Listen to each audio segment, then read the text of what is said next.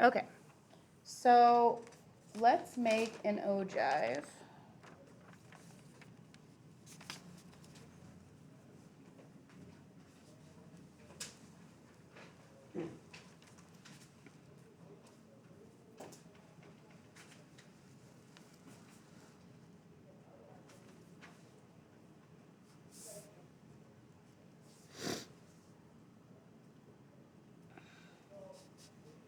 So our cumulative frequency is going to go on the side, which in this case is still people. How many people have that many? What was our data about? Windows? Doorknobs. And then down here, we're still talking about doorknobs. But we need to do the upper boundaries. Now, when I'm talking about upper boundaries, I'm talking about, give you a second longer, so. This is like the one class where when I just stop and look at you guys, I'm not mad, I'm just waiting. So you're like super polite and nice. 9th grade, every time I stop, they should be like, why did she stop? Oh God, we're being too loud. But with you guys, I'm just like trying to be patient. If I was mad at you, I'd tell you, don't worry. The upper boundary is like that 0.5 that's between these. So the upper boundary of this one's 10.5, this one's 15.5, 20.5, okay? So make a break. You're gonna put down a line. We're gonna do 1, 2, 3, 4, 5 of these. So maybe every 3, you're gonna put a mark. We're gonna do 5 of them.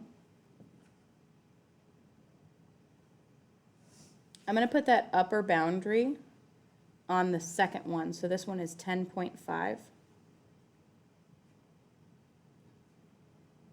What's the next one?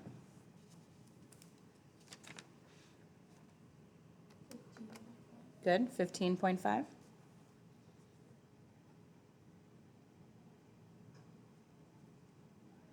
How about the next one? 20.5. And then 25.5. What are they jumping by? 5s. Just like the class width has been jumping by this whole time. Does it always jump by 5s? In this data, yes. In other data sets, no, not, just depends on what that number is. So what would this number be right here if I went backwards one? 5.5. So you do need one that's kind of previous to it because we need a spot to start at 0. Excuse the interruption. We have our first, second, and third place winners.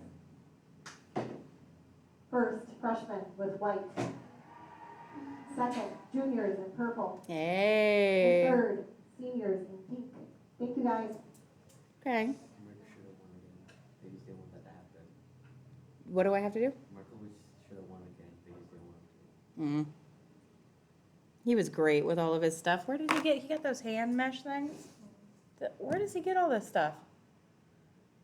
Like, does he go out and buy all of these things, or does he like find people who have these things and be like, "Let me wear it"? I know. That clown, he's finally in the theater program. I've spent 3 years being like, get your butt into a performance. And he's like, I don't know if I'm good on stage. And I'm like, oh, are you not sure if you're good at being the center of attention? Because you certainly love it and you're great at it. Get your butt on stage. So now he is. And I'm very happy about that.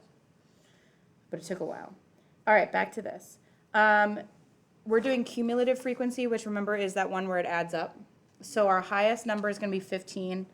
I bet we have 15 dashes right here. Let's see. 1, 2, 3, 4, 5, 6, 7, 8, 9, 10, 11, 12, 13, 14, 15. The only time you don't need to mark out what they are is if they're going by ones. So you don't have to write 1, 2, 3, 4, 5. If it's jumping by 2s or 4s or something, then I need it marked. But if it's not marked, I'll assume you're going by ones.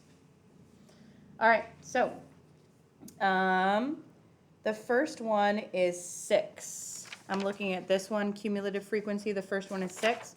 So I'm going to that upper boundary. 1, 2, 3, 4, 5, 6. I'm putting a dot. Then I'm gonna draw a line between these two. The next one is 11. 7, 8, 9, 10, 11.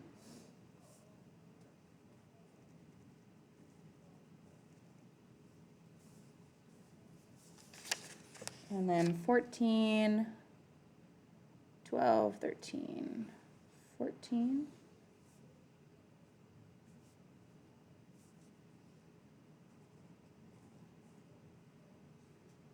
And then finally 15, just goes up one more.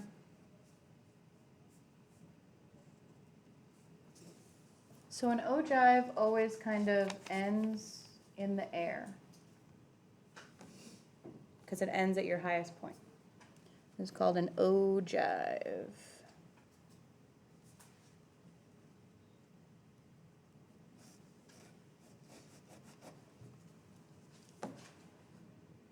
All right. How am I doing on pacing? Fine? All right, last one. Last one is called a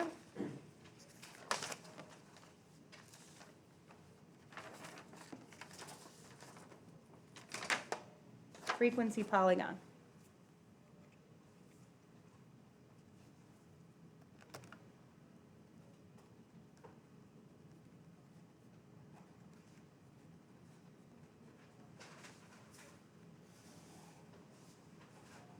A frequency polygon is also a line graph.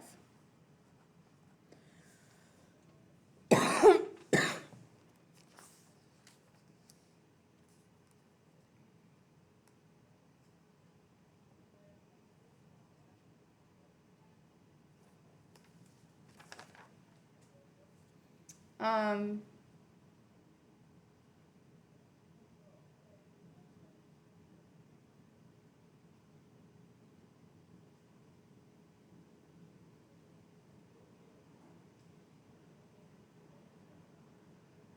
the x-axis on this one is going to be the midpoints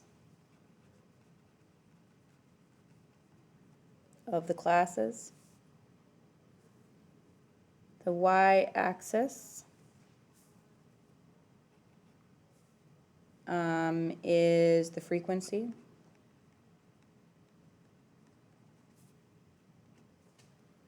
And I'm going to write, you need an extra point in front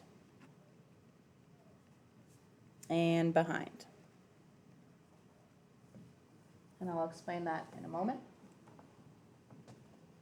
So a frequency polygon is a line graph. The x-axis is midpoints, the y-axis is frequency, and then there's an extra point in front and behind. So going back to our graph,